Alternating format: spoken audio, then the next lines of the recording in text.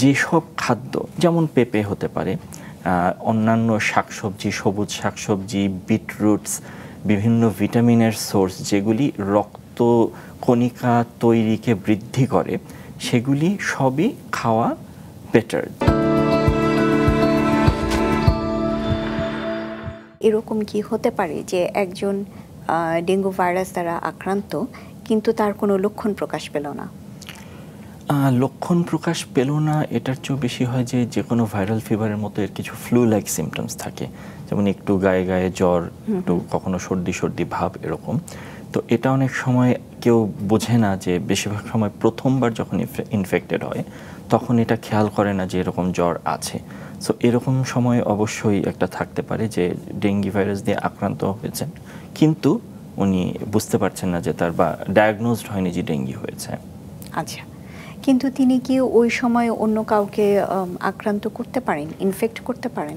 যদি ওই সময় যখন অ্যাক্টিভ ভাইরাস তার শরীরে আছে, হয়তো পরিমাণে কম কিন্তু ভাইরাস আছে, মশা যদি তাকে কামড়ায় এবং সেই ভাইরাস মশার শরীরে চলে যায়, তখন অবশ্যই সেখান থেকে আরেকজন ইনফেক্টেড হতে পারে। আচ্ছা, এই প্রসঙ্গে একটু বলি যে আমাদের কাছে যেমন একজন দর্শক প্রশ্ন করেছিলেন যে এটা ছোঁয়াচে কিনা, এবং আপনি খুবই সুন্দরভাবে বলেছেন যে এটা আসলে ছোঁয়াচে না, কিন্তু একই মশা দিয়ে যদি পরিবারের অন্যান্যরা, যেটা খুবই স্বাভাবিক যে একই মশা হয়তো একই পরিবারের একাধিক সদস্যকে কামড়ালো, সেক্ষেত্রে মনে হয় যার সিমটম আছে, লক্ষণ আছে, তাকে যদি আমরা আলাদা করে রাখতে পারি সেক্ষেত্রে মনে হয় আর এই ইয়েটা হয় না। সাধারণত নিয়মই হচ্ছে যদি বাসায়ও ট্রিটমেন্ট করা হয় তাকে মশারির মধ্যে রেখে ট্রিটমেন্ট করাটা বেটার। এখানে একটু সচেতনতার ব্যাপার আছে যে অন্য সকল মশা, ধরেন কিউলেক্স বা অ্যানোফিলিস প্রজাতির যে মশা, সেগুলি বেশিরভাগ সময় সন্ধ্যার পরে রাতের দিকে কামড়ায়। এডিস মশা যেটা এই ডেঙ্গি এবং চিকুনগুনিয়ার বাহক, এর ব্যতিক্রমটাই হচ্ছে যে এটি সকালেও কামড়ায়।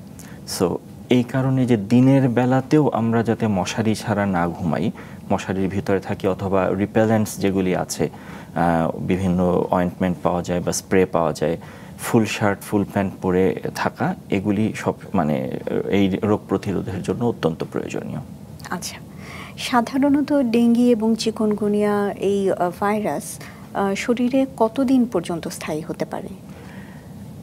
একবার ঢুকলে এটা জ্বর হওয়ার আগে 2 থেকে 8 দিন পর্যন্ত জ্বর কোনো সিমটম প্রকাশ ছাড়াই থাকতে পারে। একবার শরীরে ঢোকার পরে প্রায় 10 দিন থেকে 2 সপ্তাহ পর্যন্ত এটা মানুষ ভেদে জীবাণু অ্যাক্টিভ থাকতে পারে।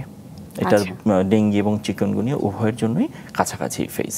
আচ্ছা, তার মানে যখনই কি কেউ একজন আক্রান্ত হলেন তখন তিনি 2 সপ্তাহ পর্যন্ত আসলে এই ভাইরাসটি দিয়ে অন্য কাউকে আক্রান্ত করতে পারেন। বইপত্রের হিসাবে দুটোর ক্ষেত্রেই যে জ্বর হওয়ার 2 দিন আগে থেকে জ্বর ভালো হয়ে যাওয়ার 2 দিন পর পর্যন্ত ডেঙ্গু এবং চিকুনগুনিয়া দুটোই স্প্রেড করতে পারেন। আচ্ছা, এরকম কি কোনো খাবার আছে যেটা ডেঙ্গি রোগীদের খাওয়া উচিত? কারণ আমরা পেঁপে নিয়ে অনেক কথা শুনি, সেজন্য যে কোন ধরনের খাবার খাওয়া উচিত কিংবা কোনটা আসলে পরিহার করে চলা উচিত, এরকম কিছু আছে কিনা ডেঙ্গি রোগীদের ক্ষেত্রে? ঠিকই বলেছেন যে পেঁপে বা পেঁপে পাতার রস এ নিয়ে রোগীদের মধ্যে বেশ প্রশ্ন আসে।